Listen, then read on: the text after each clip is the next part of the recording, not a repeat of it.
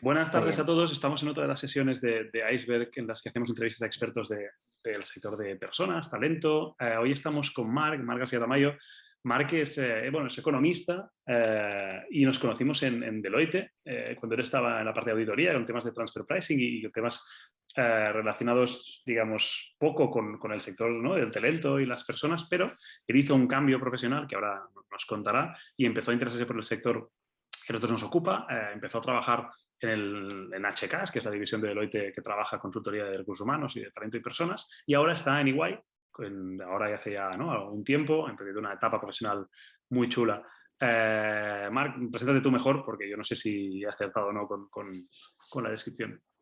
Totalmente. Bueno, antes de nada, muchas gracias, Guillem, y a todo Iceberg por contar con mi opinión. Para mí es un placer aportar desde mi experiencia algo de luz a esto de las personas, ¿no? Que es un tema en boga, por lo cual lo primero era agradecer el que contéis conmigo.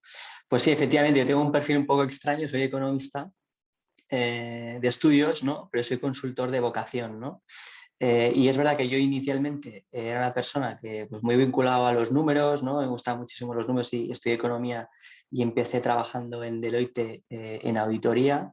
Enseguida ya hice mi primer ejercicio de reskilling, ¿no? Me pasé a auditoría fiscal, a algo que se llama Tax Transfer Pricing, que probablemente muchos de vosotros penséis que no tiene nada que ver con personas, pero sí que lo tiene. Ahí estuve 8 años y medio y me crucé con una persona que cambiaría el rumbo de mi vida profesional y me convenció a moverme a consultoría de recursos humanos, ¿no? De manager. Y eso, pues bueno, fue un cambio bastante interesante, ¿no? Porque cambia la forma de trabajar, cambia la forma de dirigirte a los equipos y comunicarte con ellos, incluso el tipo de clientes, ¿no? Entonces, bueno, desde hace ya unos años trabajo en el mundo de las personas y ahora estoy en EY en el área de People Advisory Services, en concreto en Workforce Advisory, ¿no? Pues ayudando a todas las compañías y a las personas a evolucionar su modelo y que en definitiva, pues bueno, que el engranaje persona, puesto, compañía, pues esté suficientemente bien armonizado, bien alineado para mejorar el rendimiento, ¿no? Qué bien, es como te describías mejor tú bueno, es viernes tarde, porque esto se verá asíncronamente, por eso yo estoy en casa y ahora lo comentábamos con Marc, ¿no?, que no me he puesto ni fondo ni nada, estamos aquí, estamos ya casi de final de semana y un poco, Marc, como te comentaba antes, la idea de estas sesiones es trabajar sobre los puntos de mejora de las compañías respecto a la mejora de su engagement o cultura o employer branding, ¿no?, con todos estos conceptos que al final tienen un impacto negativo en costes, ya que hablábamos de números, sobre todo con el concepto de la rotación, ¿no? Sobre todo la rotación, que siempre hablamos de rotación no deseada, porque hay una parte de Ujú. rotación que es deseada, me refiero a que es habitual, que es normal, que es comprensible. En esta rotación no nos basamos, pero sí que hay casos en los que hay personas que se van de una compañía y en muchos casos estas personas podrían quedarse, podrían ser más felices en la compañía, pero no estamos, seguramente las compañías no están sabiendo tratar con esta situación. Y eso es sobre lo que tratamos en estas charlas, ¿no?, para conocer vuestra experiencia, vuestro punto de vista, tanto personal, a nivel, ¿no?, de empleado que hemos sido todos, como a nivel manager, ¿no?, o directivo, o a nivel, en tu caso, consultor hacia terceras compañías ¿no?, que contraten tus servicios para entenderlo. Entonces, Muy si quieres, bien. empezamos, ¿no? O empezamos a hablar de esto. Rotación no deseada, ¿no? ¿Qué es para ti? O qué diferencia hay? ¿O por qué hay una parte de la rotación, digamos, que la asumimos como parte de nuestro, ¿no?, de nuestro día a día? Si la hay, sí. Sí, yo creo que la parte de la rotación no deseada tiene que ver con un tema de expectativas, ¿no? O sea, cuando alguien entra a una compañía con una idea y de alguna manera, pasado un tiempo, ve no cumplir esas expectativas, pues probablemente enfile la puerta y mire hacia otros lados, ¿no? Cuando eso ocurre, yo creo que hay que hacer un poco de ejercicio de autocrítica, ¿no? ¿Qué hemos hecho mal, ¿no? Para que esa persona quiera optar por otra organización, por otro puesto, por otra oportunidad, ¿no? Entonces, yo creo que es muy importante calibrar al inicio de ese momento de entrar a la compañía exactamente qué es lo que esperamos de esa persona, qué le podemos ofrecer y cómo la podemos ayudar, ¿no? Porque es importante el hecho de que podemos acompañar a la gente. Ahora se habla mucho del coaching y de otras técnicas similares, pero es importante que la gente se sienta acompañada desde el principio hasta el final. No vale con hacer un ejercicio de employer branding tremendo, darle merchandising el primer día y luego dejarles olvidados, ¿no? Hay que buscar un equilibrio entre, pues eso, ¿no? Entre la promesa de valor o la propuesta de valor que se le comenta, supongo, en las fases iniciales de reclutamiento, hasta una vez se incorpora a la organización, que de alguna manera pues sienta que lo que se le había dicho a esta persona era realmente verdad, ¿no? Entonces, bueno, yo creo que la parte de la rotación deseada, principalmente yo creo que en mi opinión, respondería a ese motivo. Evidentemente, esto no pasa de un día para otro, sino que es un proceso donde la persona va viendo cosas que no se van cumpliendo. Pero bueno, yo creo que es importante en el momento que alguien se incorpora a la compañía ser muy claro y muy transparente sobre lo que la compañía le puede ofrecer y sobre lo que la compañía está esperando que esa persona o ese profesional pueda aportar, ¿no? Claro, eso es seguramente de alguna forma, y no quiero ser simple, pero es fácil hacerlo al inicio, ¿no? Porque todos tenemos mecanismos, ¿no? De onboarding y con unos ciertos, ¿no? Ciertos parámetros de medición los primeros meses. Tal vez es más costoso hacerlo cuando alguien lleva 4 años en la compañía, ¿no? Cuando asumimos que ya él o ella por sí solo se automotivarán y ahí es donde solamente la figura, ¿no? De un liderazgo cercano bueno, o de todo lo que conlleve un sentirte escuchado, porque claro, tú no eres la misma persona que entraste, tal vez lo que te vendieron te servía cuando entraste, pero 5 años después tampoco te sirve, o sea, ha habido un cambio, ¿no? Entonces ahí, ¿qué mecanismos tenemos? ¿O cómo puede una compañía adaptarse a los cambios de las propias personas? ¿O cómo puede escucharlos de una forma más activa? Hombre, yo creo que estamos en una era de hiperconexión y de información. Yo creo que las compañías tienen que saber interpretar bien la información, ¿no? Información cuantitativa que puedas recoger a través de herramientas o los famosos pulsos de clima, ¿no? Que hacen las organizaciones. Lo importante no es hacer los pulsos de clima que sí, sino saber interpretarlos y tomar acciones concretas, ¿no? Porque yo he visto muchas compañías que hacen pulsos de clima, hacen una lectura poco crítica sobre algunos de los indicadores, donde a lo mejor salen con menor puntuación y sin embargo a la hora de plantear acciones se quedan a mitad de camino, ¿no? Con lo cual yo creo que es importante saber interpretar la información, saber escuchar al propio empleado y ahí es importante que los mandos intermedios de alguna manera ejercen esa correa de transmisión, ¿no? Entre el equipo directivo y los propios empleados, que de alguna manera intenten levantar pues, inquietudes, motivaciones, preocupaciones y que de alguna manera pues, los empleados se sientan acompañados, ¿no? Por lo cual yo te diría que el saber interpretar la información y luego llevarla hacia acciones concretas para mí me parece fundamental. Genial, pues nos lleva a captar datos, ¿no? Que aquí estamos de acuerdo y eso es en lo que nos dedicamos nosotros, ¿no? Poder interpretar estos datos, pero luego hay un punto que es más personal, que es lo que comentabas tú, ¿no? Saber qué hacer en cada situación.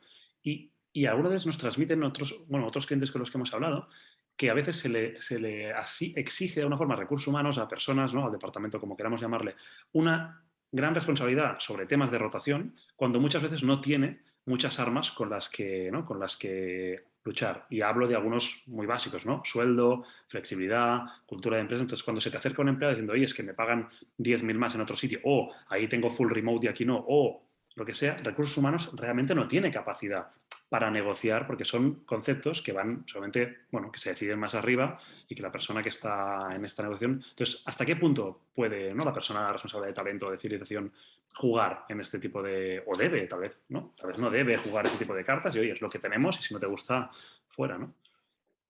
Yo soy de los que opino que la función de recursos humanos no debe estar centralizada únicamente en el Departamento de Recursos Humanos. O sea, que la función, mejor dicho, de talento, de gestión del talento, debe estar repartida en toda la organización de una manera equitativa, ¿no?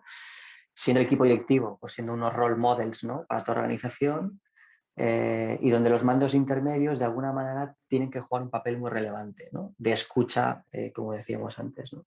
Entonces, yo creo, me parecería difícil, ¿no? Decir, oye, la respuesta mágica o la receta de la Coca-Cola es esta, porque cada caso tiene diferentes casuísticas, ¿no? Pero creo, o sea, creo que sí que me parece relevante que el peso de la gestión de talento no debe recaer únicamente en el Departamento de Recursos Humanos, sino que ese peso debe ser distribuido acorde a los diferentes niveles que existen en la organización, de manera que el propio empleado perciba que esa gestión de talento se está haciendo desde diferentes áreas de la compañía, ¿no? De manera que así verá un acompañamiento mucho más integral. Por lo cual, no sé si estoy respondiendo mucho a tu pregunta, Guillem, pero creo que ese tipo de decisiones habría que analizarlas caso a caso y creo que considerar un único elemento nos podría dejar podemos estar perdiendo de vista otros elementos muy, muy relevantes, ¿no? O sea, a mí me parece fundamental percibir la gestión de talento desde una manera integral, ¿no? Desde un punto de vista de ciclo de vida del talento, desde que empezamos a atraer a la gente hasta que la convencemos, ¿no? Y se incorpora a la compañía, pues eso lleva tiempo, ¿no? Una vez está dentro de la compañía, ¿cómo hacemos que esa persona llegue a su máximo potencial, ¿no? Llegue a su máxima mejor versión de sí misma? Pues es algo muy difícil. Entonces hay que trabajarlo en las áreas de formación, hay que trabajarlo en la parte de desarrollo y plan de carrera, hay que trabajarlo desde un punto de vista también, evidentemente, de compensación, hay que trabajar un tema de plan de sucesión, incluso cuando a lo mejor una persona decide irse, hay que trabajar ese plan de salida, ¿no? Y eso es una forma de ver la gestión de talento desde algo de un punto de vista mucho más integral, ¿no? Por lo cual siempre nosotros hablamos del ciclo de vida del talento. Y en cada una de esas fases hay que actuar de manera diferente. Claro. Ahora comentabas algunos de los pain points básicos, ¿no? Hablando del primero que has nombrado o que nombramos todos, es la parte salarial, ¿no? Es un concepto en que hay varias derivadas. Nosotros sabes que en Iceberg estamos muy centrados en empleados tecnológicos, sobre todo, hacemos de todo, pero sobre todo en la parte tech. Y en concreto en esta parte tech hay varias, no sé llamarle burbujas. El otro día, Carlas, otra persona que entrevisté, me decía que no era una burbuja, porque una burbuja es algo que se hincha externamente. Y eso era oferta y demanda, digamos que estaba subiendo, ¿no? Y tenía toda la razón. Pero sí que es verdad que hay el efecto startup, ¿no? El efecto de que tú tienes una compañía más tradicional, tienes unos sueldos, una escala salarial y viene cualquier startup que ha levantado una ronda y te, no digo multiplica el sueldo, bueno, multiplica por un porcentaje, eso es un efecto. Y el otro es el salto salarial enorme que a partir de ciertos periodos, ¿no? Normalmente 2 o 3 años, hay en el empleado que tú no puedes compensar, ¿no? En estos casos, ¿debe asumir una compañía con base de tecnología que se le va a ir la gente en un alto porcentaje? ¿Puede hacer algo para mejorar esta retención sin estar compitiendo? Porque no podrá, ¿no? Salarialmente, ¿cómo lo ves tú con compañías en las que trabajes?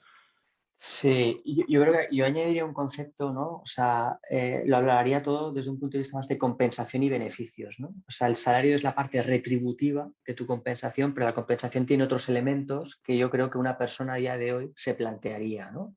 Pues oye, hablamos de seguros médicos, ahora mucha gente está teniendo bebés, ¿no? Y hijos, pues la opción de tickets, eso forma parte de tu compensación. Lo que pasa es que es verdad que todo el mundo suele tender a pensar únicamente en la parte retributiva, ¿vale? Entonces, en la parte retributiva yo creo que a día de hoy está empezando a reinventarse un poco pensando en cómo definir esquemas de retribución totalmente flexibles, ya no solamente pensando en un sueldo fijo más una parte variable, sino incluso pensar en cómo tu retribución puede ir indexada a parámetros de generación de negocio, ¿no? Incluso que tú puedas devengar parte de retribución mes a mes en función de una serie de indicadores de negocio, ¿no? Entonces, yo creo que toda esta parte está ahora en constante evolución, ¿vale? Y pensando un poco en la parte del caso que planteabas, ¿no? De la compañía tecnológica e intentar ver cómo igualar esos altos incrementos salariales, yo creo que habría que preguntarse qué otras partes de la compañía podría estar ofreciendo versus la competencia, ¿no? Y ahora se habla mucho del salario emocional, ¿no? O sea, ¿qué está ofreciendo tu compañía tecnológica que no pueda estar ofreciendo una compañía tecnológica tradicional y que puede ir con el cheque en blanco? Pues a lo mejor pensaría en términos de flexibilidad, pensaría en términos de entornos disruptivos, estaría pensando en acceso a tecnología disruptiva, incluso a lo mejor pensar en acceso a tener charlas o puntos de encuentro con startups de primer nivel o incluso en el extranjero. O sea, yo viraría la conversación hacia otros elementos de la compensación, no únicamente la parte retributiva. Esa es mi opinión. Yo creo que has estado en el clavo, sobre todo en la parte, y me voy a un segundo punto, ¿no? En la parte emocional de hablar de futuro, ¿no? Muchas veces, porque el salario es algo muy presente, ¿no? Es algo que la gente se lo convierte, divide entre 14, ¿no? Le quita el IRPF, o divide entre 12 y ve lo que va a cobrar mañana. Y eso es lo que hace muchas veces que digo, hostia, estoy cobrando X, voy a cobrar X más o X por lo que sea, pero hay un concepto que es el plan de carrera, que es el que te permite ver no solo qué cobrarás dentro de 5 o 10 años, pero bueno, que también es interesante ver qué progresión hay, sino dónde vas a estar y qué roles vas a tener. Y eso normalmente lo tiene mucho más fácil la empresa en la que ya trabajas que la empresa en la que vas a trabajar, porque te conoce mucho más y tú la conoces mucho más, ¿no? Y creo que esto es uno de los activos que a veces se usa un poco, decir, oye, es como un equipo de fútbol, ¿no? Yo sé dónde juegas, sé dónde quieres jugar, te he visto jugar 200 partidos, si sigues así vas a jugar de lateral el año que viene, que es donde quieres jugar. En cambio, cuando te vas a un equipo nuevo, que te han visto 4 entrenos, es mucho más difícil. Entonces, es uno de los temas que nosotros trabajamos más, es el plan de carrera tanto a nivel económico, que es menos importante, pero bueno, a veces es un más, ¿no?, dentro de una negociación, como sobre todo a nivel de ambiciones, ¿no? Y hablabas del extranjero, el hecho de que tengas oficinas, ¿no?, en distintos sitios puede ser un plan de carrera interesante para alguien, la movilidad internacional, ese tipo de historias. No sé si ahí hay algo que se pueda jugar o alguna carta, digamos, interesante en la que poder apoyarse. Sí, yo creo que aquí hace unos años, ¿no? Pues nuestros padres, ¿no?, apostaban por una única compañía y permanecían en el puesto, no sé, 10, 20 años, y a día de hoy esto es impensable, ¿no? La gente joven quiere aprovechar al máximo su estancia en cualquier compañía para luego irse a la siguiente, ¿no? Entonces, cuando hables de plan de carrera, a la gente joven, sobre todo, se le queda cara de, pero yo no quiero estar aquí más de 2 años, ¿no?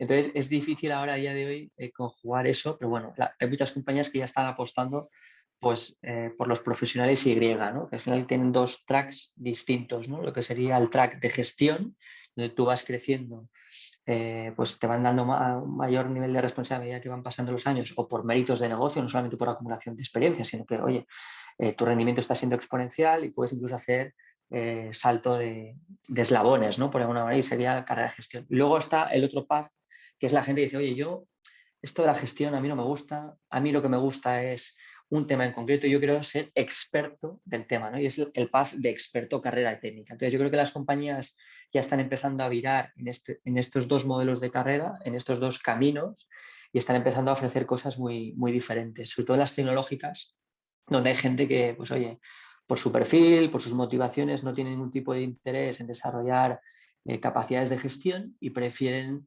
depositar todo su conocimiento, ¿no?, todo su tiempo en mejorar su conocimiento para aportar más a la compañía, ¿no? Entonces yo te diría esto. Y a esto, ¿no?, el tema de tener una carrera de especialista, una carrera más orientada a gestión de negocio, implica mucho la formación, porque claro, una persona que quiera estar en una Correcto. capa de negocio, pero sea ingeniero sin haber hecho un MBA o ningún curso y tenga que terminar gestionando pues un PNL o lo que sea, hay una capa formativa, ¿no?, que entiendo que es clave para apoyar este doble plan de carrera, ¿no?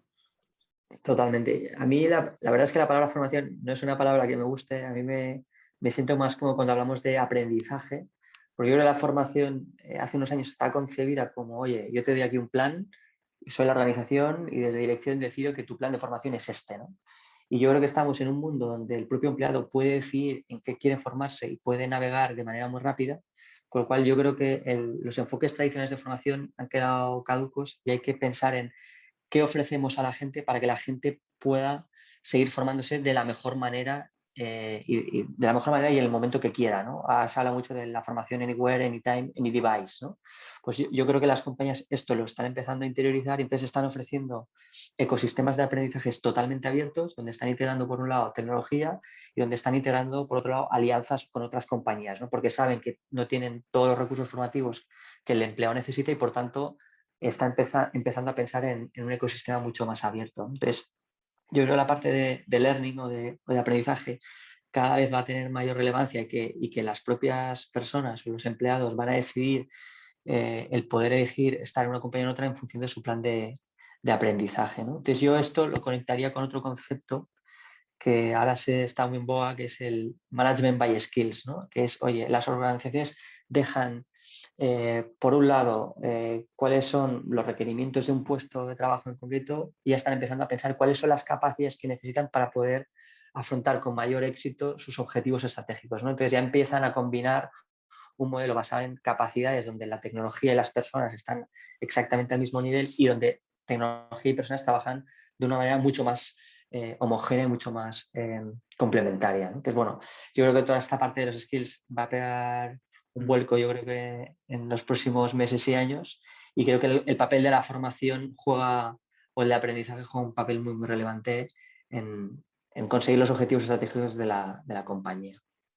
Genial. Sí, sí, ahí vamos, ¿no?, muy alineados y creo honestamente que incluso en compañías grandes en las que hemos coincidido han hecho pasos interesantes hacia ese campo. No es verdad que yo cuando dirigía una startup era mucho más complicado porque éramos 30 y pico personas y al final al nivel formativo éramos muy reactivos nosotros porque al final, o a nivel de aprendizaje, porque lo que nos pedían lo dábamos siempre que podíamos. Si alguien nos pedía un MBA en el IS, pues seguramente no se lo podíamos pagar, pero cualquier otra capa formativa sí.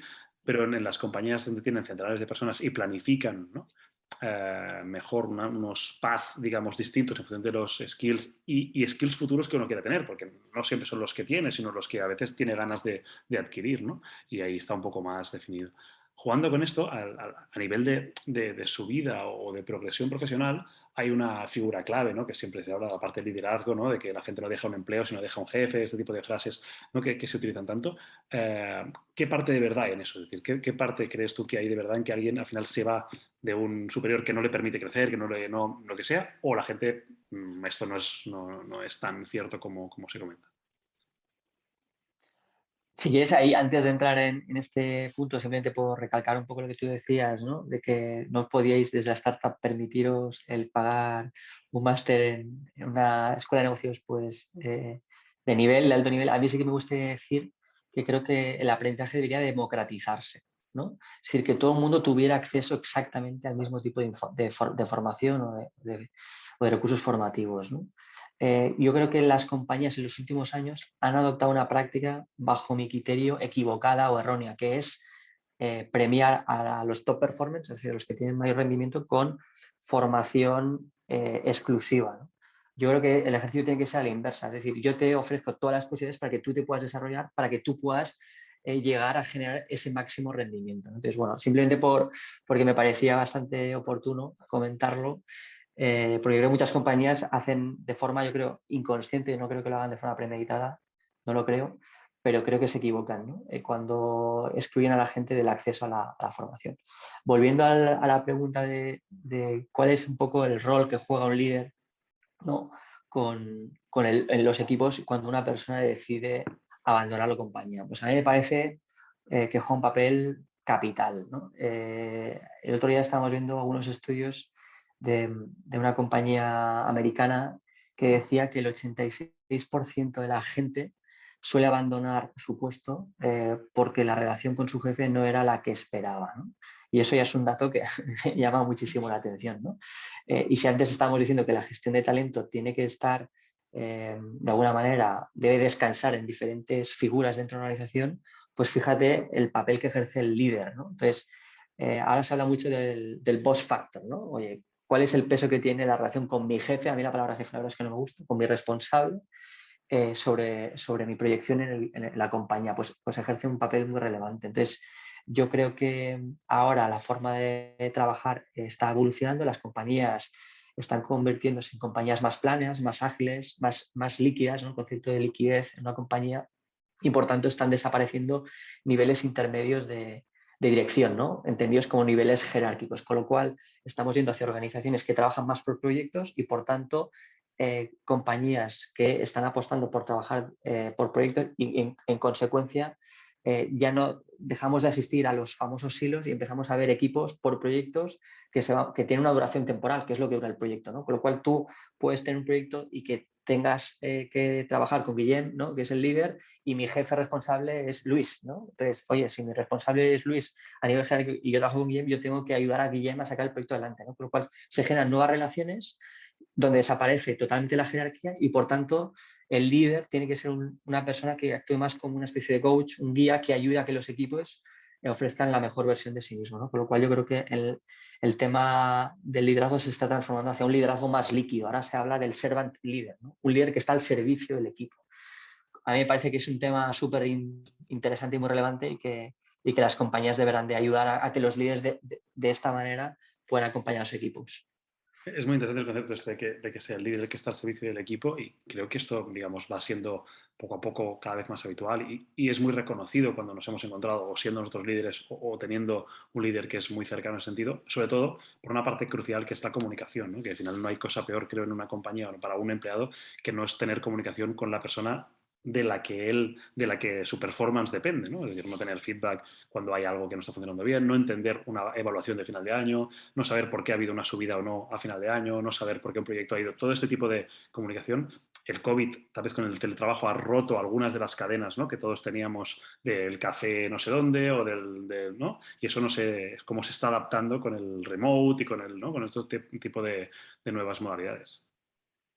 Totalmente. Yo creo que la pandemia ha acelerado muchas cosas, ¿no? Y ha traído pues, nuevas formas de trabajar, ¿no? pues todos nos fuimos a casa en marzo, ¿no? Y nos pusimos a trabajar en Teams cuando nadie lo había hecho antes, ¿no? O sí que lo habíamos hecho, pero de una manera mucho más precipitada. Y yo creo que ahora, pues a día de hoy, pues existen diferentes formas de trabajar. Ahora se habla del concepto del smart working, ¿no? Que es decir, que tú encuentras el lugar en función de la necesidad de trabajo que tú tienes, ¿no? Entonces, bueno, yo creo que esto va a tener un papel cada vez más relevante y el hecho de que las compañías quieran ser más ágiles y ser más adaptables a los negocios y el entorno cambiante, obliga de alguna manera a reinventarse la forma en la que están organizadas, ¿no? Yo creo que esta parte de estructuras más planas cada vez va a tener un peso más relevante y por tanto el liderazgo debe ser mucho más líquido, mucho más adaptable a la situación del mercado que requiere, ¿no? Y hemos hablado de la persona en sí, ¿no? Es decir, de su progresión profesional, de su aprendizaje, ¿no? De su sueldo emocional o todo lo que conlleva los beneficios que puede tener de estar ahí. Hemos hablado también del equipo más cercano, su liderazgo, ¿no? La parte de jerarquía. Nos falta tal vez un punto crucial, ¿no? Que es la marca en sí, ¿no? Tú cuando vas a trabajar a un sitio, pues hay ciertos valores que debes compartir con esta compañía. Es cada vez más importante, ¿no? La responsabilidad social corporativa y por eso las compañías se están volcando, ¿no? O, bueno, a ver qué opinión te merece, ¿no? Pero volcándose en tener un impacto social más allá de lo económico. Bueno, y Glassdoor es un portal muy visitado antes de ir a cualquier compañía a ver qué se opina de ella y eso puede hacer, ¿no? Mucho daño a nivel de imagen.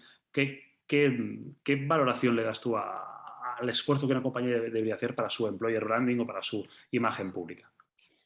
Pues mira, yo ahí te diría que más que pensar en employer branding, que es relevante, es pensar si la compañía tiene un propósito claro, ¿no? Porque hay veces que las compañías tienen el afán de gustar, ¿no? Y de atraer, y sin embargo, cuando tienen una conversación con gente que se quiere pensar en la compañía, o sea, pensando en un perfil, ¿no? Alguien joven y le pregunta, imaginemos una situación, ¿no? Una persona joven que está siendo entrevistada para un puesto con la persona de recursos humanos que está haciendo la entrevista, ¿no? Y la persona, pues eso, con una edad temprana le pregunta, oye, ¿cómo de sostenible es tu compañía? ¿No? Ahí tienes una respuesta preparada, no una respuesta del libro manual que puedas publicar en tu página web, sino una respuesta clara a la pregunta de esa persona, ¿no? Pues te das cuenta de que muchas compañías no tienen definido bien ese propósito, ¿no? Entonces, antes que ir a la parte de employer branding y de atracción y de persuasión, que me parece relevante, yo me preguntaría, ¿tengo claro cuál es mi propósito como compañía? ¿Tengo claro cuál es la esencia que quiero preservar durante todo el tiempo, más allá de todos los acontecimientos que puedan haber y que puedan cambiar mi forma de operar? ¿Tengo claro definir mi esencia? Si la respuesta es que sí, entonces ya vamos a un ejercicio de employer branding. Entonces, a mí me parece relevante esto porque luego la gente te lo pide. Oye, ¿cuál es el propósito de la compañía? Y luego hay personas pues, que no te saben contestar, ¿no? O que la información que hay en su aplicación o en la página no es suficientemente transparente como para, de alguna manera, despejar esa incógnita que pueda tener una persona que está planteándose trabajar para tu compañía, ¿no? Con lo cual, yo te diría que antes de empezar a trabajar en Employer Branding, pensaría, ¿tienes definido bien tu propósito y lo comunicas de una manera clara y transparente a la gente a la que te quieres dirigir? Y eso es lo primero que haría. Eso es crucial y creo que cada vez más las personas se mueven por afinidad, ¿no? Y se mueven por afinidad entre sus conocidos, entre las compañías en las que quieren trabajar. Ya no es, digamos, suficiente, pero sí necesario, unas condiciones laborales y salariales fantásticas, sino que hay un componente más emocional que te vincula con el propósito de esta organización. Y no tiene por qué ser una ONG, no hablo solo de no tener ánimo de lucro, sino de que compartir la visión, ¿no? O el objetivo que esta compañía tiene. Hay otro que tal vez es más práctico, que es un tema más del día a día, ¿no? De la organización, que es, bueno, si hay flexibilidad o no, qué tipo de cultura se respira, qué tipo de código de vestimenta, cosas que, bueno, como sabes que hemos hablado en otras ocasiones, entonces cuando nos adquirió Deloitte, fue un tema, ¿no? La distinta cultura de una startup en la que vivíamos, ¿no? De una forma, con ¿no? unas normas, al entrar en una compañía con otras normas, fue un choque cultural para ambos, ¿eh? Para los que entraban, para los que nos recibían, y te diría que con el tiempo, años después, Deloitte ha cambiado mucho, ya que, y lo sabes, ¿no? En la parte donde yo estaba, a nivel de vestimenta, a nivel de flexibilidad, yo creo que ha sido positivo, ¿no? El entrar a una compañía de fuera para cambiar algunos hábitos. Pero esto es algo que la gente también puede llevarle a tomar una decisión, algo que tal vez a nosotros nos parecería un poco absurdo, ¿no? Porque a mí me es igual, si me pongo un traje, me pongo un traje, si no necesito una mesa de ping-pong y ir en chanclas, ¿no? Para ir a trabajar feliz, pero hay para mucha gente, son condiciones que le marcan una decisión. Totalmente. Yo creo que las compañías en ese sentido, gracias a Dios, están evolucionando y están viendo que se puede trabajar de business casual, se puede trabajar de una manera mucho más desenfadada, ¿no? Siempre y cuando los objetivos estén bien marcados, siempre y cuando las expectativas estén bien cubiertas y donde las reglas del juego sean totalmente transparentes, ¿no? Con el empleado. Yo creo que si vamos hacia un enfoque mucho más de tú a tú, yo creo que la gente lo acaba entendiendo y acaba respondiendo de manera positiva. Yo creo que los temas culturales son temas que son difíciles, ¿no? Porque tú puedes pintar un plan estratégico, cuáles son los ejes sobre los cuales tú te quieres basar y, oye, me voy a basar en esto, esto, esto y esto. Y luego cuando lo quieres llevar a la práctica, pues eso es lo complicado, ¿no? Y yo creo que el tema cultural, la cultura se hace entre todos, ¿no? Yo me acuerdo de una sesión que tuve hace varios años que decía una persona en un workshop, ¿no? Decía, es que la cultura que hace la empresa no es con la que yo me correspondo, ¿no? Y yo les preguntaba, ¿vosotros consideráis que la cultura la hace la empresa o la hacen las personas? ¿No? Y en ese momento la gente dijo, pues no, no, la hacemos todos, ¿no? Entonces yo creo que el tema cultural, creo que la organización tiene que facilitar mecanismos, tiene que habilitar opciones, posibilidades, ¿no? Y tiene que ayudar a que la cultura que se plantea sea de alguna manera la que acompañe la posibilidad de cumplir esos objetivos estratégicos, pero la cultura la hacemos todos, ¿no? Entonces, yo creo que las compañías a día de hoy están ampliando un poco sus miras, ¿no? Y están pensando cada vez en opciones mucho más distintivas, ¿no? Respecto a la competencia y están ofreciendo todo tipo de acciones, ¿no? Desde el punto de vista de sostenibilidad, voluntariados, desde el punto de vista más social, pues la posibilidad de, no sé, estar en eventos culturales, teatrales, musicales, donde puedas llevarte a tu familia, ¿no? Yo recuerdo pues en una de las compañías en las que he estado, ¿no? De la concepción del Family Program, ¿no? El Family Program que es, pues oye, que te puedas llevar a tus hijos a ver un día al Palau de la Música un concierto, ¿no? Y la compañía te está ayudando en tu día a día, te está diciendo, oye, el sábado por la mañana tengo plan para tus hijos, ¿no? O sea, a mí me parece algo totalmente muy relevante. De hecho, en EY está el concepto de la EY Family, ¿no? Y a mí me parece un concepto, el traer la familia al mundo laboral, pues me parece súper innovador, ¿no? Donde integras la parte personal e integras la parte profesional, ¿no? Y todo en un mismo espacio, todo en una misma vida. No es que tengamos dos vidas distintas, no es que cuando apagamos el ordenador empezamos una otra vida, es la misma vida, tú eres la misma persona, ¿no? Entonces, Gracias por todas tus respuestas. Así, a nivel global, creo que hay muchos temas que tú estás muy al día de cómo, ¿no? Hacia dónde va a ir el sector de las personas y cómo se debe comportar, ¿no? Un líder, que eso es algo complicado porque a veces nosotros tenemos una visión, ¿no? Desde el departamento de personas, pero las personas que están tratando con personas no tienen la misma visión y bueno, todo esto es un tema que podemos tratar en otra ocasión, ¿no? De cómo trabajar con las personas que trabajan con personas, ¿no? Que al final es un componente que también ha salido en otros casos que es interesante. Y nada, y así a nivel de resumen hemos tratado todos los aspectos personales, ¿no? de un empleado que trabaja con nosotros, aspectos del equipo, sobre todo de la parte de liderazgo y aspectos de compañía, ¿no? De cultura y en la última, tu última intervención nos hablabas de lo importante que es que el trabajo no se termine a las 6 o las 7 de la tarde, sino que la compañía te puede ayudar en todos los aspectos de tu vida privada, tanto sea con tickets guardería que has comentado en algún caso, como sea facilitante, yo que sé, hipotecas, como sea con actividades de fin de semana para tus hijos. Eso es un tema que creo que yo cuando salí de la universidad hace ya bastantes años, HP, por ejemplo, en aquel entonces fue de las primeras que tenía un campus y el hecho, y mis compañeros de telecomunicaciones que se fueron a HP, claro, te contaban que vivían en HP, ¿no? Porque teníamos 20 y pocos años, era, ¿no? Otra edad, pero jugaban en el equipo de fútbol en el campus de HP, iban al gimnasio en HP, en los campus en aquel momento ayudaban. Hoy en día con el teletrabajo el tema del campus no es primordial, pero sí sigue siendo la mentalidad de acompañarte, darte opciones si las quieres tomar, si no, evidentemente eres libre de no hacerlo, y acompañarte más allá de lo que es, ¿no? Tu obligación o contrato, si quieres, empresa-persona. ¿No? Y creo que es uno de los puntos, ¿no? Que hemos sacado más en clave de tus intervenciones.